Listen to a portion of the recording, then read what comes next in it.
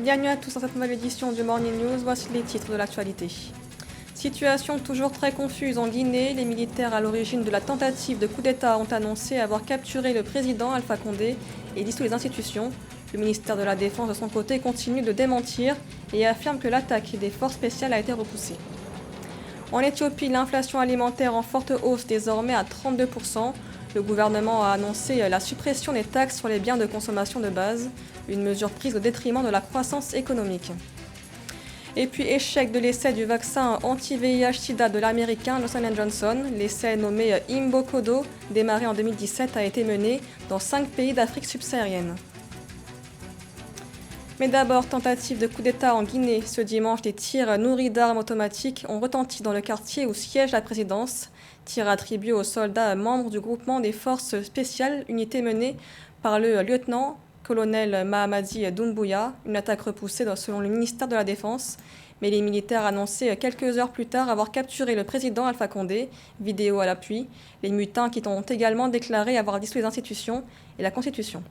Écoutez Mamadi Doumbouya, le chef des mutins.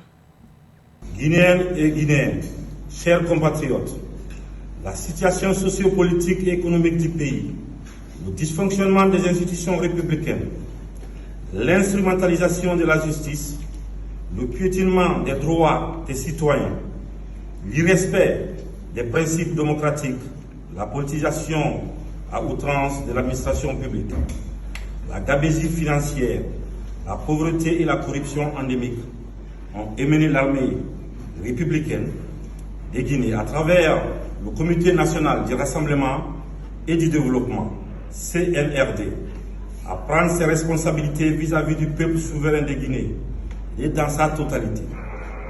Nous avons décidé ainsi, après avoir pris le président qui est actuellement avec nous, de la République, nous avons décidé de dissoudre la Constitution en vigueur, de dissoudre les institutions.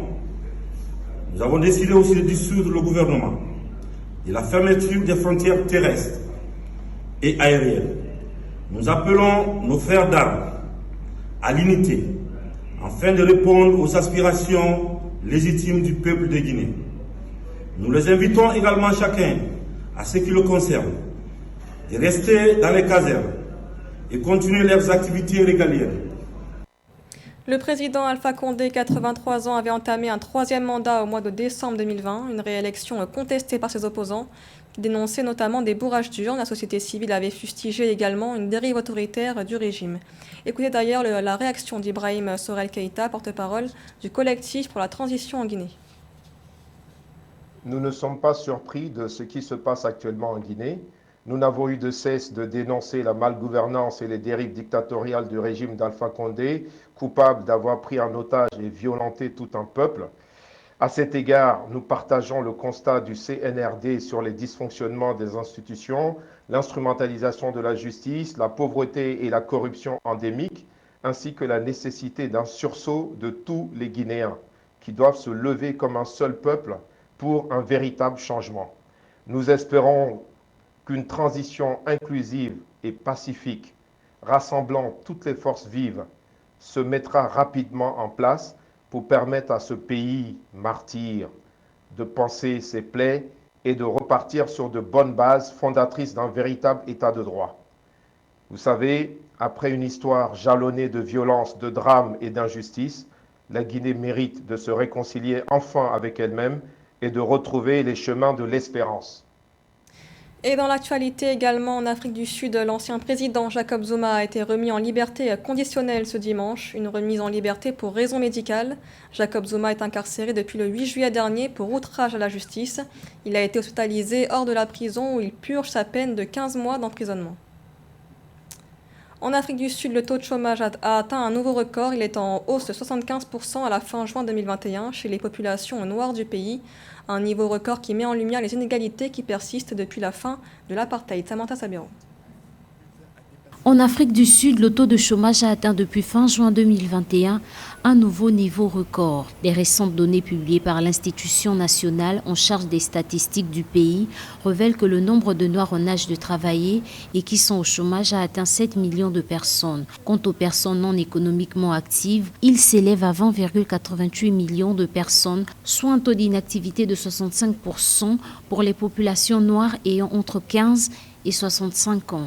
Actuellement, il faut rappeler que seuls 10% des Sud-Africains sont vaccinés et que les autorités ont fait le choix de ne pas rendre obligatoire cette vaccination et elles en subit de plein fouet les répercussions sur le plan économique. L'Afrique du Sud, c'est le pays qui a vraiment utilisé le confinement de manière très stricte, ce qui a engendré un creusement croissant de sa dette puisqu'elle est à hauteur de 80% du PIB. Par ailleurs, elle a un chômage qui est évalué à plus de 30%, ce qui fait aujourd'hui plus de 7 millions de sa population se retrouvant en situation de chômage, sans évoquer le nombre de Sud-Africains qui n'ont ni activité et qui ne sont pas non plus recensés, ce qui fait encore gonfler davantage les chiffres.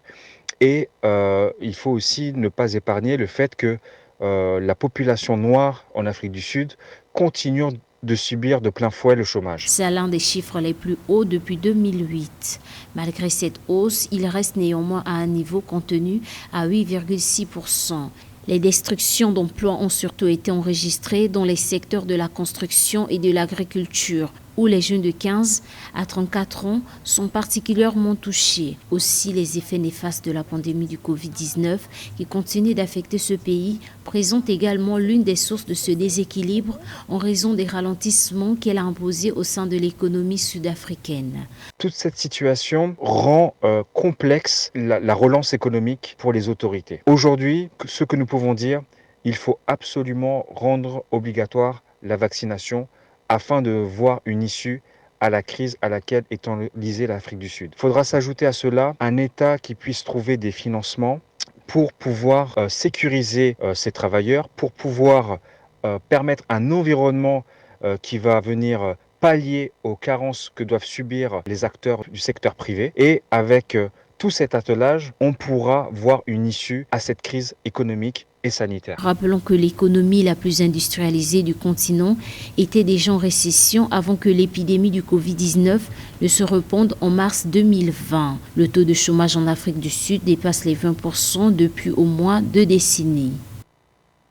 Face à une situation économique préoccupante marquée par une forte hausse du taux d'inflation à 32%, l'Éthiopie prend des mesures drastiques avec la suppression des taxes sur les produits de base.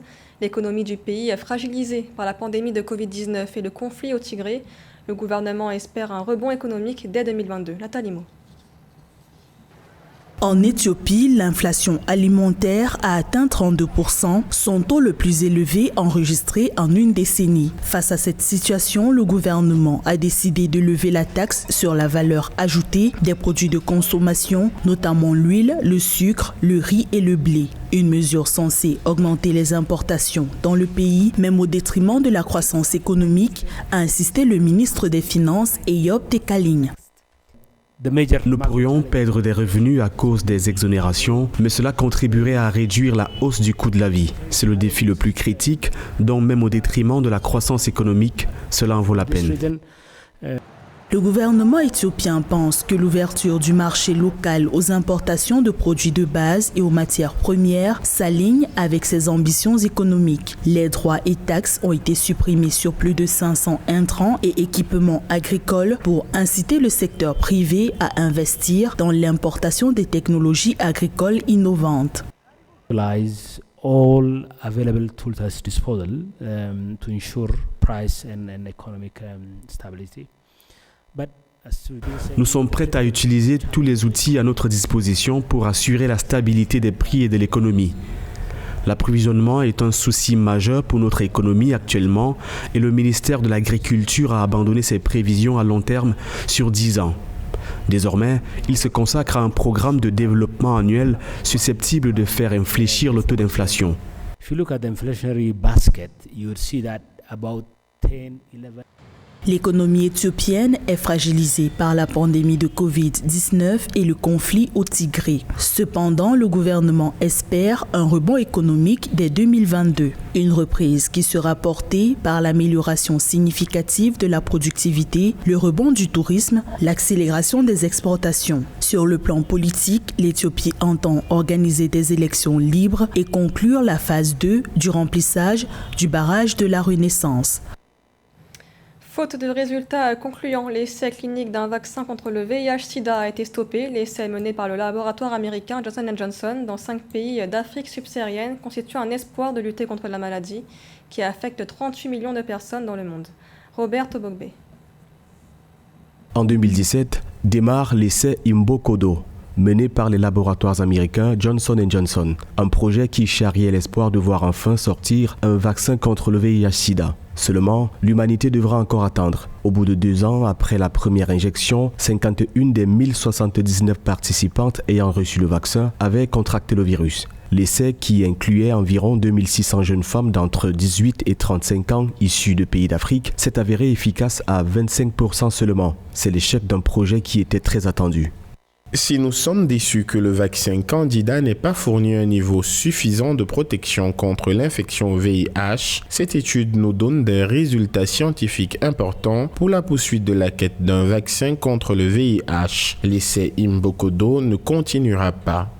Face à cet échec, les chercheurs américains veulent explorer d'autres pistes. Cela passe par une technologie différente que celle du vecteur viral de Johnson & Johnson, la même que celle employée pour son vaccin contre le Covid-19. Selon un site du gouvernement américain, Moderna doit commencer ce mois de septembre 2021 en utilisant la nouvelle technologie de l'ARN messager, les essais de 2 vaccins contre le VIH, un virus bien particulier. Le virus est extrêmement complexe.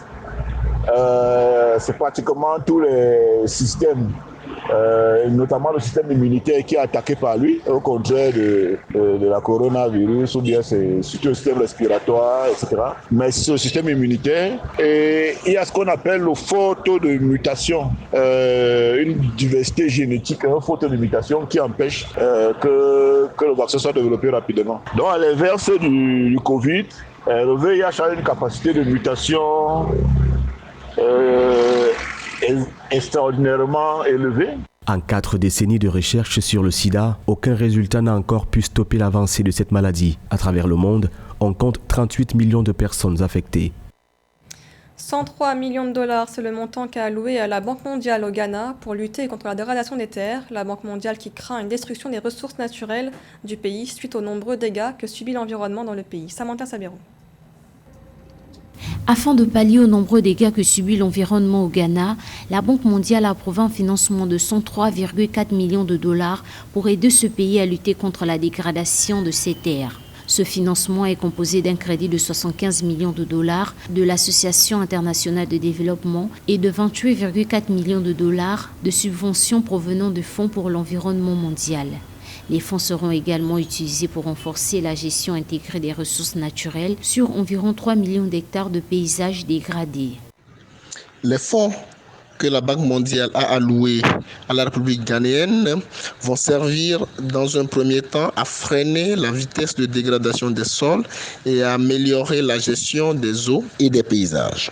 Et aussi à retarder donc l'impact que la dégradation des terres a sur le produit intérieur brut du Ghana. Cette allocation, du point de vue économique, social et environnemental, est assez louable. Maintenant, vous le savez, les fonds n'ont ciblé que 3 millions d'hectares de paysages. Ceci veut dire que le problème n'est pas entièrement pris en compte. À en croire la Banque mondiale, le projet se concentrera sur la planification de l'utilisation des terres pour une gestion intégrée du paysage et favorisera une exploitation minière durable. Il soutiendra également les activités de gestion durable des terres, des eaux et des forêts, dont les paysages cibles vulnérables au climat. Le problème ne sera donc pas entièrement réglé, mais si le projet est bien géré et si les objectifs fixés sont atteints, on réduira l'effet de la dégradation sur l'économie nationale. On essaiera aussi de redynamiser des secteurs tel le secteur agricole, spécifiquement le secteur cacaoyer, qui est un poumon donc de l'économie ghanéenne. Le financement est donc venu à point nommé, encore faut-il que les acteurs en fassent bon usage pour atteindre les objectifs et améliorer les conditions de vie des populations. Ce projet, qui fait partie de l'initiative Forest Smart Mining de la Banque mondiale, permettra aussi de créer des paysages résilients qui optimisent les fonctions des écosystèmes pour des meilleurs moyens de subsistance et des rendements économiquement plus durables. Ce journal a été réalisé par l'ensemble de la rédaction. Merci de l'avoir suivi. L'information continue sur Africa 24.